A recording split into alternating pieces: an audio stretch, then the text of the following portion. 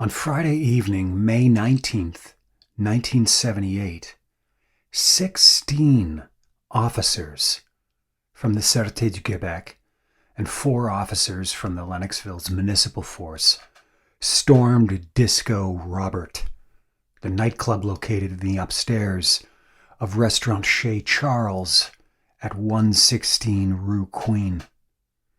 22 minors were arrested and hauled off in a police van, even though the local police HQ was located just steps away from the discotheque. Police wanted to make a show of the teens in cuffs hauled away past the curbside crowd. The raid was conducted under the joint direction of Corporal Patrick Hall of the SQ's Drug, Alcohol, and Morality Squad and newly appointed Lennoxville Police Chief Leo Hamel. 2 arrests were made for possession of narcotics. Among the group brought to the headquarters, there were a large number of young girls. Teens ranging in age from 14 to 16 sat nervously in the town drunk tank, waiting for their parents to arrive and escort them home, before waiting again nervously for their day in juvenile court. The raid was prompted by complaints made by local parents who were disgusted by the disco and the number of youths it attracted. Yvon Charlie Charland had been warned repeatedly about having minors in his establishment. One Lennoxville parent commented that it had been a long time coming and blamed Charland for not being more responsible. Yvon Charland faced a number of charges ranging from fines to a suspension of his license. None of it came to pass. The raid was the first full-scale drug squad operation to be carried out in Lennoxville, and it would be the last for some time. This is Who Killed Teresa.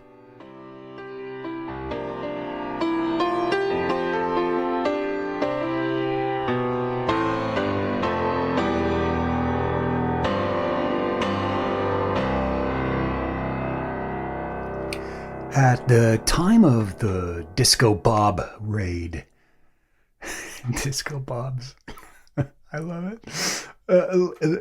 Leo Hamel had been Lennoxville's chief of police for just 3 months. He was a 45-year-old career law enforcement officer, previously served as chief in the small towns of Oremville and Sawyerville. The former chief, Casimir Krysak, was forced out on Valentine's Day, February 14th, 78, after a series of sexual assaults on the Champlain College campus that were met with police bungling and indifference. Krysak was once described to me as pugnacious. I think he was a former Polish boxing champ. Hamel was less sure of himself. But he might have come off as maybe a little too forceful for his participation in this drug raid. Sure, it was fine to scare a few kids, round up the usual suspects, but Leo made an event of it, and he made the papers. It's kind of a cardinal rule in small towns, particularly town and gown towns, to stay out of the paper. So Leo Hamel would have very quickly found himself in the crosshairs of Lennoxville Mayor Cecil Doherty, and more than likely he was asked to tone it down. By the 1980s, there was a lot of soul searching about the very necessity of a local police force in Lennoxville. Many thought that the whole mess should just be turned over to the Sûreté du Québec. There was a town hall and locals questioned the value of the force, which cost each taxpayer $70 per year.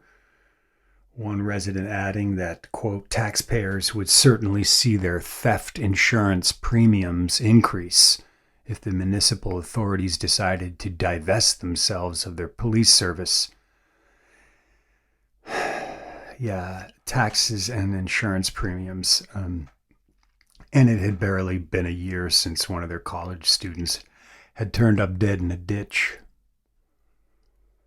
Some were critical of Police Chief Hamel, stating that he lacked leadership and his officers were, quote, too familiar with residents. Still, it seemed that there were no pleasing everyone. In the next breath, someone suggested that Hamel be more involved and get out more often in order to listen to the population. Leo Hamel was definitely not a people person.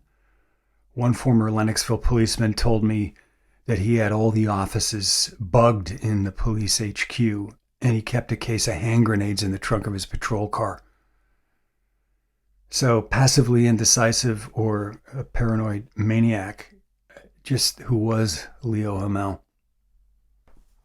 Most of this grousing at the town hall concerned town and gown politics. Chez Robert ascended the orange crate and stated, "We received from the police officers of Lennoxville a personal service that we could never obtain with the Sûreté du Québec. It is worth what it costs.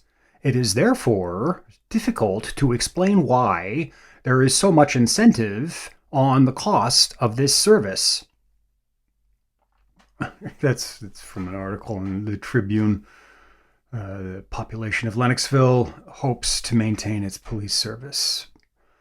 Another resident, Leo Paul Velcourt, argued against police expansion, saying that 5 officers should be enough for the town, not 8, and pointing out that nearly 65% of the people of Lennoxville were over 55. So septuagenarians, septuagenarians. Besides, it was the students, not the locals, who largely occupied the police, he argued. Right? And all those pesky criminals. The Champlain College and Bishop's University 1978 Student Handbook advises students to, quote, stay away from Charles Restaurant, also on King Street, as it is expensively freeze-dried, while adding that Disco Chez Robert was, quote, the burg's only off-campus dancing spot. You may find the crowd a bit young. A friend who attended Champlain told me once that it was the kind of the bar of last resort. When the Golden Lion closed, everyone kind of rolled out of there and proceeded a block north to Disco Bob's, which stayed open much later.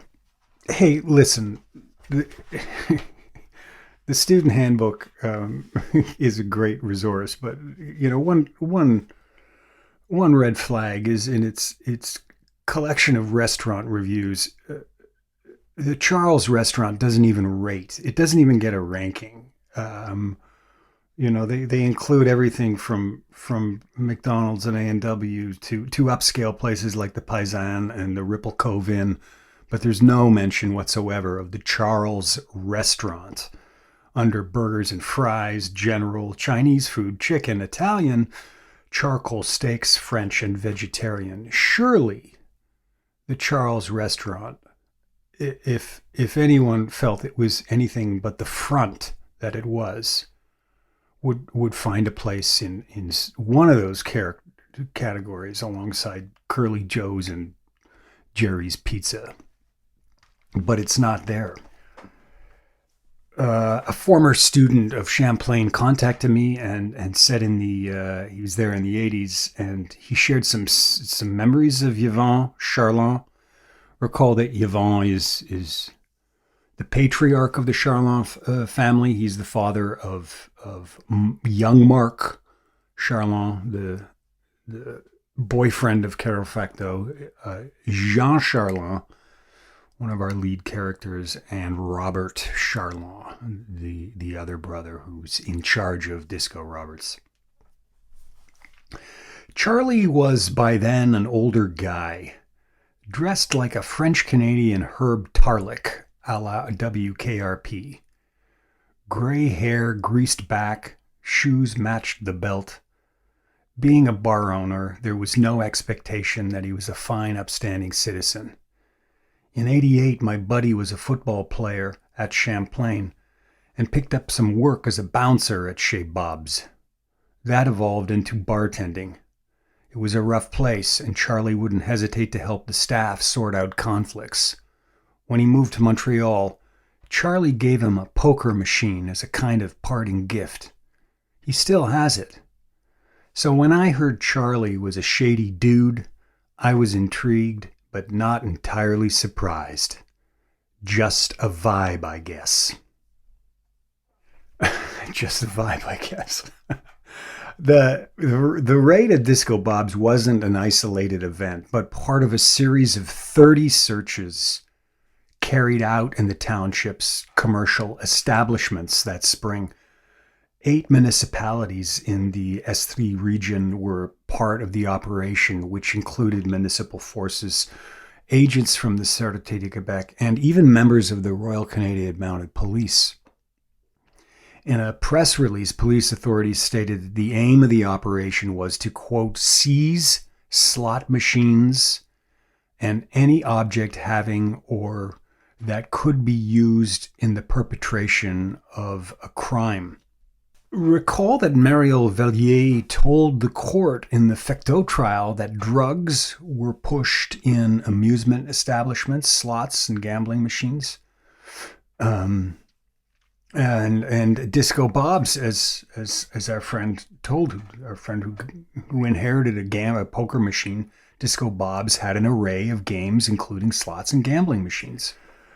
La Tribune guessed that the June raids of slot palaces precipitated the murders of Fecteau, Grimard, and Bergeron, and were ultimately about drug and child prostitution. Because you got to wonder about a Champlain College students questioning the age of the crowd at Disco Bob's, right? I mean, that's a little suspicious. And this is from a Le Tribune article on July 8th, 78, in the aftermath of the Grimard murders. When Le Tribune presented these arguments, or this analysis concerning the settling of scores to the police authorities, they preferred to remain silent and make no comments. With the series of searches carried out at the beginning of June, the police will perhaps have touched the extremely sensitive nerve of a kind of local organization, because nothing suggests for the moment that all it has roots coming from far away.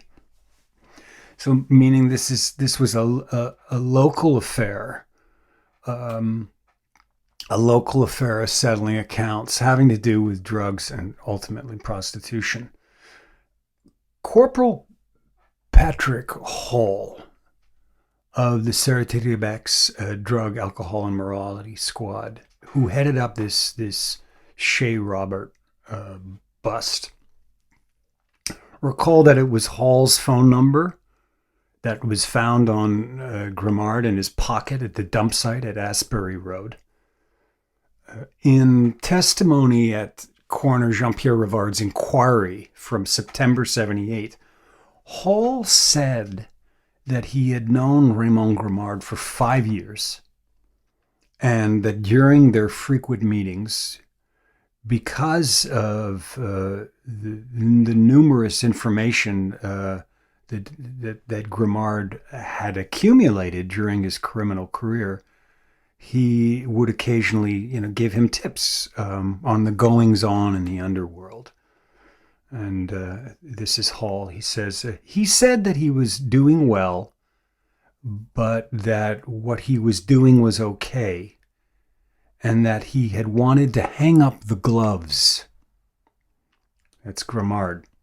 It's an interesting statement, because Grimard did not seem like the bread and butter police informant some police had painted him as being. Only a minor player who occasionally shared information with the police. According to a relative of Grimard's with whom I've communicated, Raymond, this is them speaking, Raymond Grimard was killed because he wanted to get out of the milieu and start a new life. If that's so who would have killed him? And the others? While Yvan Charland ran the Charles restaurant on the ground floor on Queen Street, and to give you the geography now, you have the Charles, you have the Lion a block away, you have the Pettigrew taxi stand across the street from the Charles, and then across from the taxi stand you have the Georgian Hotel. It's kind of the lay of the land on Queen Street within roughly 2 blocks. And Yvan Charles, Charlie Charland ran the Charles on the ground floor, and his son Robert was in charge of the upstairs, the Chez Robert disco bar. And I'll note here that Regis Lachance, remember him, had a decades-long relationship with Yvan Charland. He worked at the Queen Street restaurant when it was a Pat's Fried Chicken franchise, all through its transition to the Charles in the early 1970s and into the 1980s. For a time, Regis and his other brother, Jean-Claude, also owned a restaurant called Claude Submarine at 1126 Rue Belvedere, which was, you guessed it, a block away from Rue Short, where Grimard and Bergeron were last seen alive in that Cadillac. I mean, seriously, did anyone eat at a sandwich at Claude Submarine? Did anyone ever grab a freeze-dried supper at the Charles? We know what these places were and why you maintain a failing business like that. Switching gears, but not entirely. The problem with Luc Gregoire in all of this.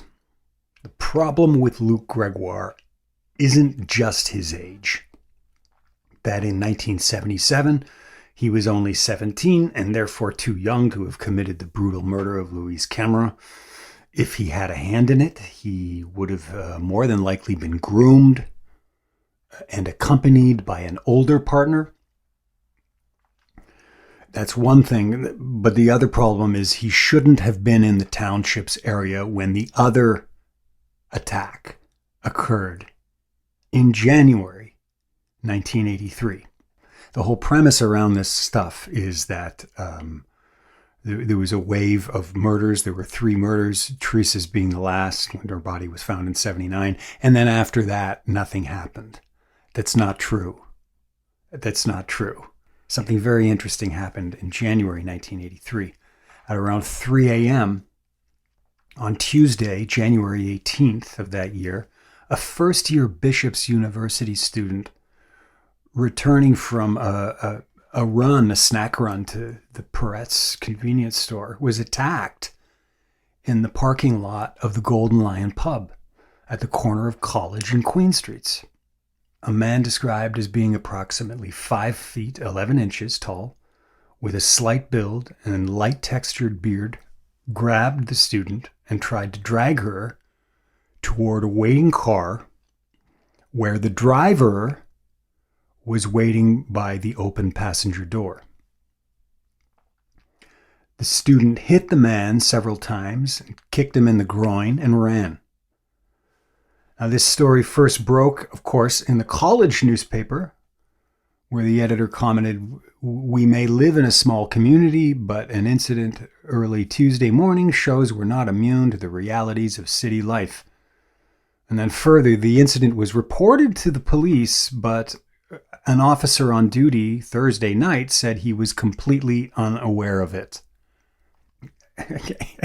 How many times did this have to happen in Lennoxville before people, got the point? Apparently forever and for decades. This woman reported the incident, of course, to the Lennoxville police. And the police said at the time that they were working on a composite sketch that would soon be available. If anyone else wants to go digging in archives to find that sketch, be my guest. It's not going to be me. As I've said, the Golden Lion was a block from Disco Bob's.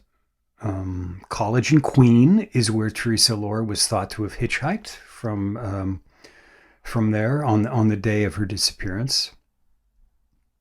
And at 3 o'clock in the morning on January 18th, 1983, Luc Gregoire should not have been lurking in the shadows of Lennoxville. In November 1982, he was granted day parole for the 1981 parking garage attack on Nicole Couture, but he was not granted full parole almost a good 10 days later from that attack. But hey, it's Quebexico, right? Does anyone play by the rules here? Who knows? Nevertheless, on January 18th, 1983, someone short in stature attacked a Bishop student in the Lion parking lot.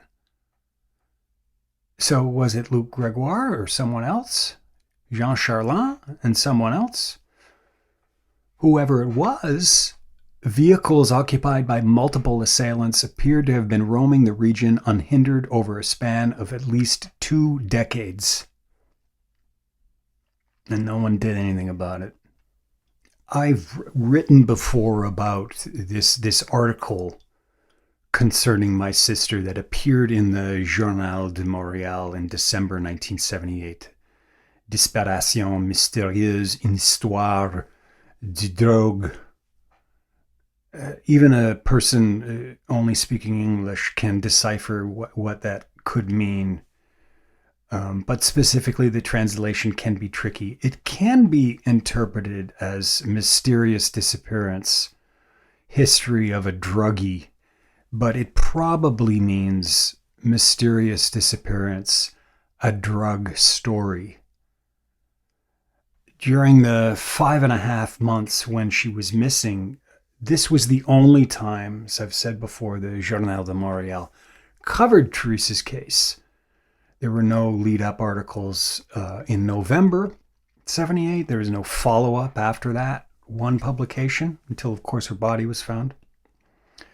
And the result was immediate. Readers received the message that if the matter was drug-related, it was a personal matter, something to be resolved by the family, and nothing that needed community involvement or participation. Teresa's missing person investigation died right there on December 20th, 1978. I've often wondered if the article was planted by police as a means to discredit the victim.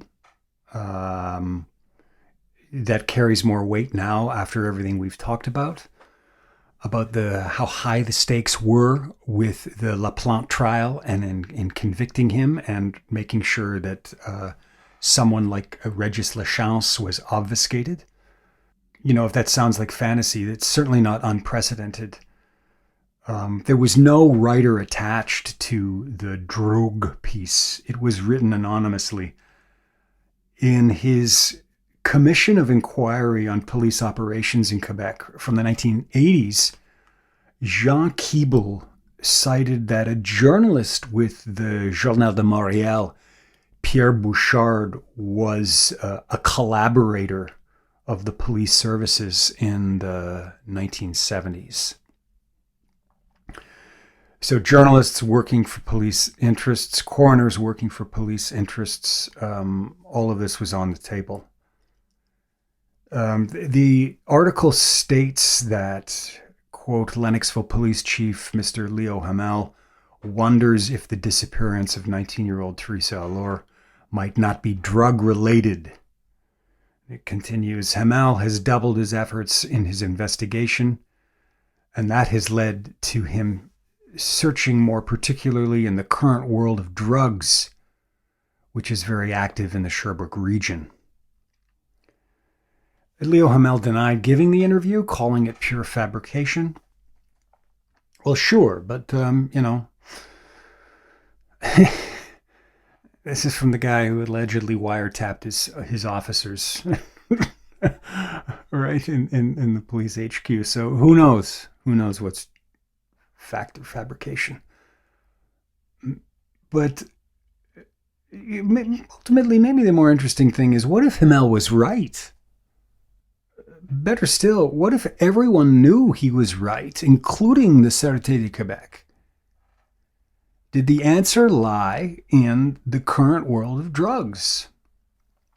After the article appeared, Hamel became less aggressive. He was effectively muzzled he was intimidated by the SQ. He would have been browbeat by Cecil Doherty, the mayor of Lennoxville. By February, Chief Hamel was chasing like bogus leads in Teresa's case in Montreal, not in Sherbrooke. He wasn't focused on Sherbrooke. But Hamel was the first to go on record that he thought it was a murder, and others did not. This is from the same article. Runaway or murder are two plausible hypotheses. I am more inclined toward the second hypothesis, while some of my colleagues believe more toward the first. My mom commented that by the time Teresa's body was found that spring, Leo had gone completely gray, as if he'd seen a ghost. Ultimately, do we come back around to where we started? Not a drug overdose, but a drug story in which Teresa Lohr played the part of collateral damage.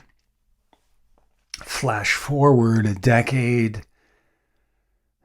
another raid at Chez Bob's Disco Bar on Queen Street, designed to nip student delinquency in the bud.